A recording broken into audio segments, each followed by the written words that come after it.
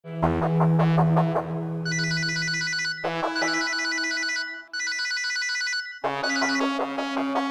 আসসালামু আলাইকুম। হ্যালো, আপনার সমস্যা কি? আমি আপনাকে খাবারটা অর্ডার করছি কখন? 1 ঘন্টা পার হয়ে গেছে, আপনি এখনো খাবার নিয়ে আসছেন না। আমি খাবো কখন? হ্যাঁ, দুপুরেরটা কি আমি রাতে গিয়ে খাবো? আসলে ম্যাডাম, আমার অফিস তো 10 তলায়, আর ওখানে লিফটটাও নষ্ট, এই জন্য আমার সিঁড়ি দিয়ে নামা লাগছে, তাই অনেকটা সময় নষ্ট হয়েছে। দেখেন, আমি আপনাকে আর 10টা মিনিট টাইম দেবো। যদি না আসেন না, তাহলে আপনার খবর আছে। তাড়াতাড়ি আসেন। হ্যাঁ হ্যাঁ ম্যাডাম, 10 মিনিটের মধ্যে চলে আসতেছি।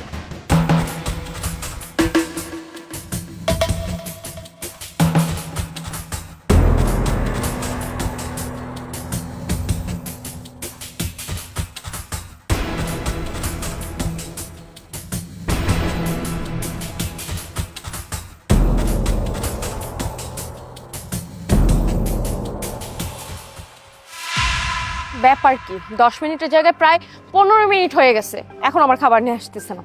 আমার যে কি মেজাজ গরম হচ্ছে।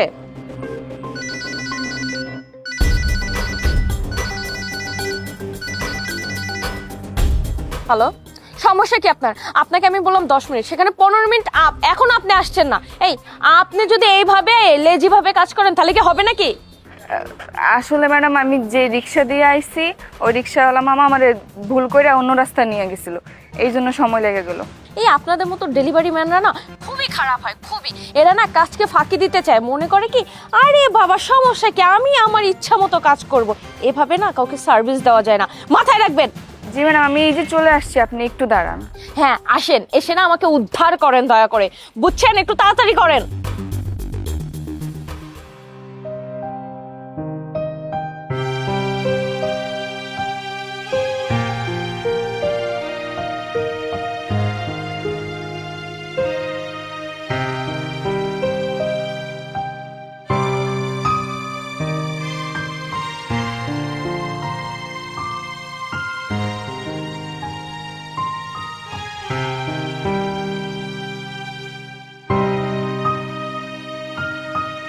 ম্যাডাম, এই যে আপনার পার্সেল।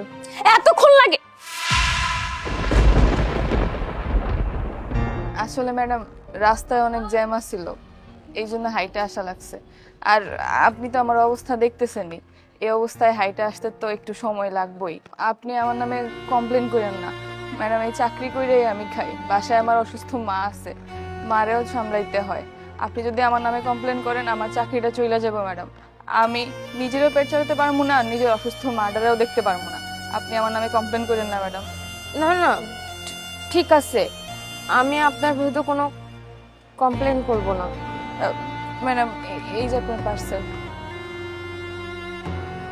আর ম্যাডাম, আপনি প্লিজ আমার নামে কমপ্লেন করেন না, কমপ্লেন করলে আমার চাকরিটা চলে যাবে ম্যাডাম, তারপর আমার রাস্তায় ভিক্ষাকরণ ছাড়া কোনো উপায় থাকবো না। আর ম্যাডাম, আপনি তো জানেনই আমাকে মুসলিম ধর্মে ভিক্ষা করা জায়েজ নেই। আমি রাস্তা রাস্তা ভিক্ষা করতে চাই না ম্যাডাম, আমার নিজের একার হইলেও হইতো, আমার মার্ডারে তো আমার দেখতে হয়। আমার নামে আপনি কমপ্লেন করেন না ম্যাডাম। আপনার ভবিষ্যতে যখন খাবার অর্ডার দেওয়া লাগবে, আপনি আমার আগে আগে ফোন দিয়েন, আমি তাড়াতাড়ি ডেলিভারি দিয়ে যাব। ঠিক আছে।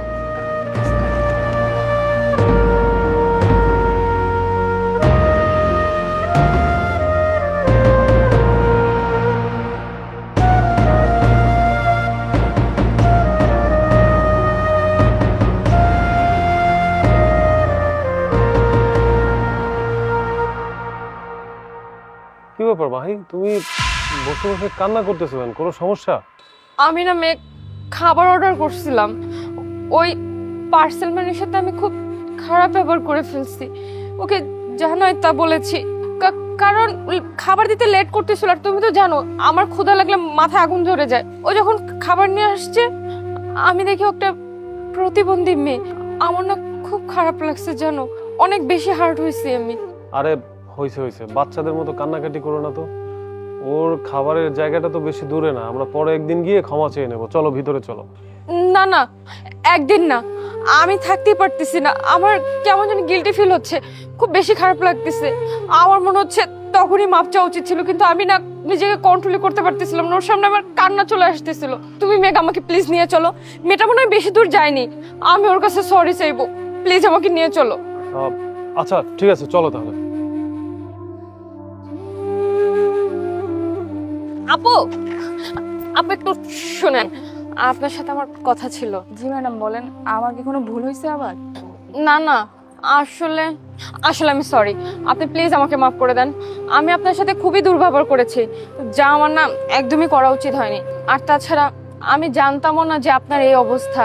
আর জানলেই বা কি, কোনো মানুষের সাথেই না এরকম দুর্ব্যবহার করা উচিত হয় না। আমি যেটা করছি সেটাও আসলেই ভুল করে ফেলছি, বলতে গেলে অন্যায় করে ফেলছি। আপনি প্লিজ আমাকে মাফ করে দেন। আপনি আপনার এই অবস্থা নিয়ে এতটা স্ট্রাগল করতেছেন, আর আমি আপনার সাথে এরকম ব্যবহারটা করছি। এখন আপনাকে সরি না বলা অবধি আর আপনি আমাকে ক্ষমা না করা অবধি না নিজের ভিতরে শান্তি পাচ্ছিলাম না। প্লিজ আপনি আমাকে মাফ করে দেন। না না ম্যাডাম, আপনার তো কোনো দোষ নেই, এটা তো আমার নিয়তি। দেখেন না পায়ের কি অবস্থা। আর যারা ফুড অর্ডার দেয় তারা তো চায় তাড়াতাড়ি ফুডটা চলে আসুক। যারা সুস্থ তারা তো দিতে পারে, কিন্তু আমি তো পঙ্গু, আমি তো আর স্বাভাবিক মানুষের মতো চলাচল করতে পারি না, তাই আমার দেরি হয়ে যায়। আমার লগে প্রায় সময় মানুষ এরকম ব্যবহার করে, কিন্তু আপনি আলাদা, আপনি তো নিজের ভুলটা বুঝতে পারছেন, এটাই অনেক। বোন, আসলে হয়েছে কি, মাহি কিন্তু এত খারাপ মানুষ না, ও অনেক ভালো মেয়ে, কিন্তু ওর না ক্ষুধা লাগলে মাথা ঠিক থাকে না। তাই আপনার সাথে কি না কি বলে ফেলেছে, আপনি ওকে মন থেকে মাফ করে দিন। সত্যি বলতে ও যেটা করেছে সেটা আপনার সাথে করা উচিত হয়নি। আপনার সাথে কেন, কোনো মানুষের সাথেই করা উচিত হয়নি। কিন্তু আপু, আপনি যদি মাফ না করেন না, ও মনে শান্তি পাবে না। ও মাফ চাওয়ার জন্য এত দূর চলে এসেছে। আর আমার মনে হয় ক্ষমা করাটা মহত্বের লক্ষণ। আপনার ওকে ক্ষমা করে দেওয়া উচিত। স্যার, আমি তো ক্ষমা করে দিচ্ছি, কিন্তু একটা কথা কি জানেন, পিস্তল থেকে গুলি বের হওয়া আটকানো যায়, কিন্তু মানুষের মুখের বলি ওইটা আটকানো যায় না, ওইটা এইখানে।